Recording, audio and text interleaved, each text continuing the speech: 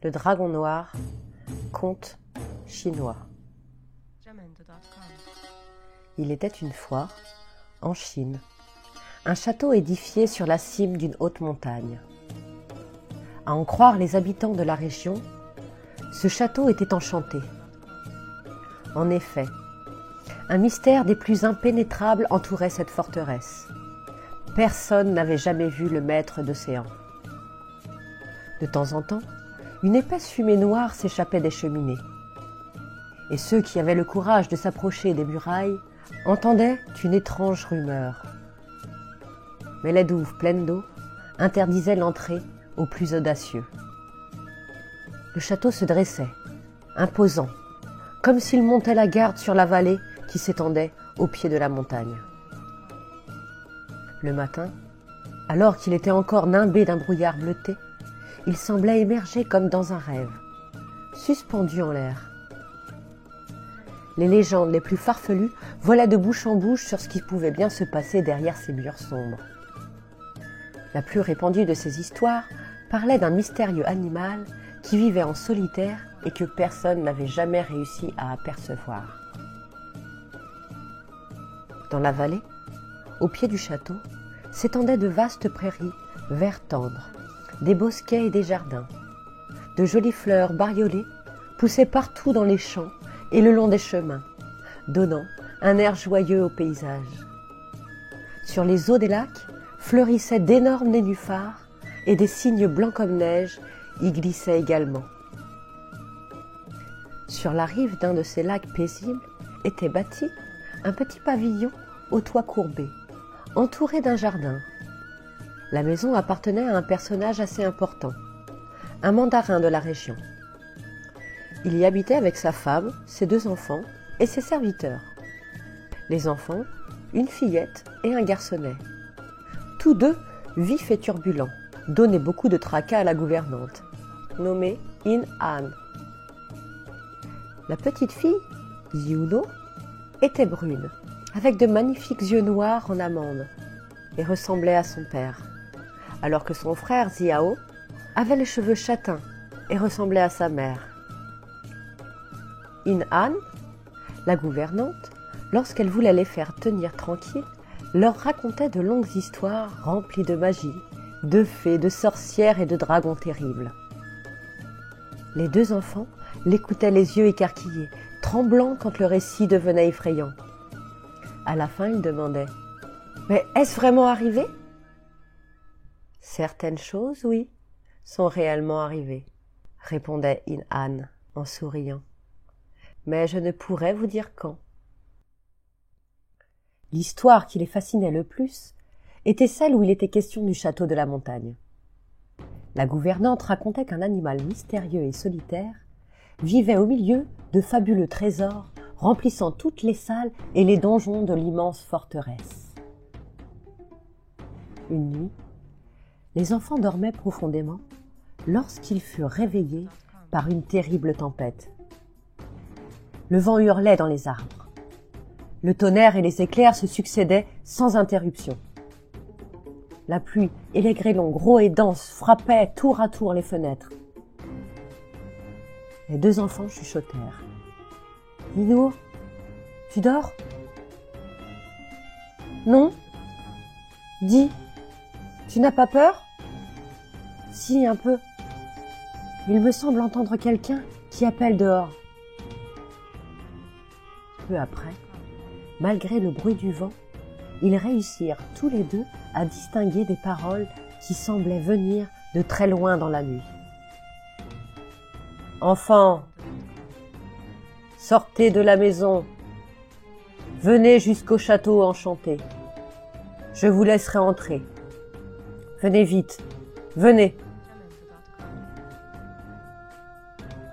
Jinwo et Xiao étaient 2 enfants courageux qui aimaient l'aventure et brûlaient de désir de visiter le château. Pourtant, ils se rappelèrent les recommandations de leurs parents et de la gouvernante. « Soyez prudents, ne vous éloignez pas tout seuls de la maison. » Ils hésitèrent un peu, discutèrent un moment, puis décidés tous les 2, ils descendirent de leur petit lit et en pyjama, ils sortirent de la maison sans faire de bruit. Ils s'aventurèrent dans le vent et la pluie battante. Ils ne firent pas attention au froid vif et coururent en direction du château, poussés par une force mystérieuse. Après avoir longtemps marché, ils arrivèrent sous les murailles et contemplèrent émerveillés les tours imposantes dont le sommet semblait toucher les étoiles. Ils cheminèrent le long du fossé profond qui entourait l'édifice, jusqu'au moment où ils virent un énorme pont-levis soutenu par 2 gros chênes en or massif. Ils hésitèrent un peu, puis s'élancèrent au pas de course et traversèrent le pont. Le portail du château était grand ouvert, et à l'intérieur, on distinguait une faible lueur. Les 2 enfants entrèrent. Ils n'avaient pas fait 3 pas qu'ils entendirent dans leur dos un grand bruit. Ils se retournèrent terrifiés et virent les énormes battants du portail qui se refermaient avec violence. Ils étaient prisonniers du château. Malgré leur frayeur, la curiosité étant plus forte, ils décidèrent d'avancer. Le château était immense. De très longs couloirs menaient à des salons aussi vastes que des places et dont les plafonds étaient si hauts qu'on les distinguait à peine. Tout baignait dans une lumière étrange, venue de on ne sait où, donnant l'impression d'être sous la mer. Les enfants ouvrirent hardiment toutes les portes, mais le lieu semblait désert. Sur les murs, entre les meubles couverts de poussière, les araignées avaient tissé d'épaisses toiles. Les portes grinçaient sinistrement lorsqu'ils les poussaient. Et en haut, près des plafonds, des chauves-souris voletaient, dérangées dans leur sommeil. Les 2 enfants, tout tremblants, continuaient à avancer, pleins d'angoisse, et néanmoins très impatients de découvrir le secret du château. Enfin, ils parvinrent dans un lieu qui paraissait être au cœur du mystère de la forteresse. Dans la muraille s'ouvrait un passage rocheux qui rétrécissait en forme d'entonnoir. Yinuo et Xiao s'engagèrent dans ce souterrain qui se faisait de plus en plus étroit au fur et à mesure qu'ils avançaient.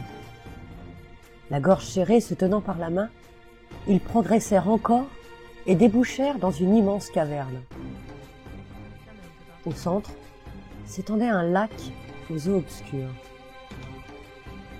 Les enfants échangèrent un regard. Que faire à présent? Ils eurent à peine le temps de se poser la question que les eaux du lac se mirent à frémir. Et en surgit un gigantesque dragon rugissant. Sa gueule ouverte crachait des flammes et une épaisse fumée noire. L'air tout autour empestait le soufre. Suffocants et terrorisés, Yinuo et Xiao voulurent s'enfuir, mais c'était impossible. Ils étaient cloués sur place. Le dragon venait vers eux, terrible et menaçant. Ses yeux de braise, dilatés, étincelaient dans l'obscurité. Soudain, Yinuo remarqua, au fond de la caverne, un étroit passage. Elle saisit son frère par la main et s'y précipita. C'était une galerie souterraine sombre et basse qui, heureusement, débouchait à l'air libre au milieu d'un épais bois. Les 2 enfants s'enfuirent comme des lapins, sautant par-dessus les buissons et les roseaux. Tout à coup, ils entendirent dans leur dos un grand bruit de branches cassées et de cailloux qui roulaient. La terrible odeur de soufre les avertit de la présence du dragon. Ils se retournèrent. Des flammes jaillissaient entre les arbres. Le dragon les poursuivait. « Vite, vite, fuyons !» Encore une clairière, un autre ruisseau, un autre bois. Mais la fatigue s'emparait d'eux. Ils ne pouvaient plus courir. Alors ils s'arrêtèrent et courageusement firent volte-face. Le dragon était à quelques pas. Il n'y avait plus aucun moyen de se sauver. Le monstre parut hésiter un peu, puis fit un bond et sauta sur eux.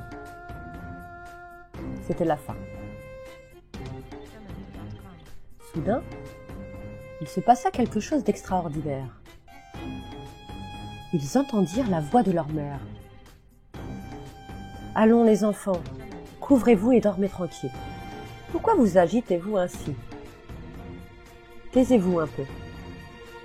Vous avez réveillé toute la maison. » Ils devaient faire un cauchemar, ajouta la gouvernante. Ils ont mangé trop de gâteaux hier soir. Ainsi, ce n'était qu'un rêve. Long, effrayant, mais seulement un rêve. Le dragon ne pouvait pas leur faire de mal. Leur mère était là, tout allait bien. Rassurés et calmés, les enfants se pelotonnèrent sous leur couverture et se rendormirent en paix. Merci de m'avoir écouté. Les histoires lues par unlivreunjeu.fr. À bientôt pour une nouvelle histoire.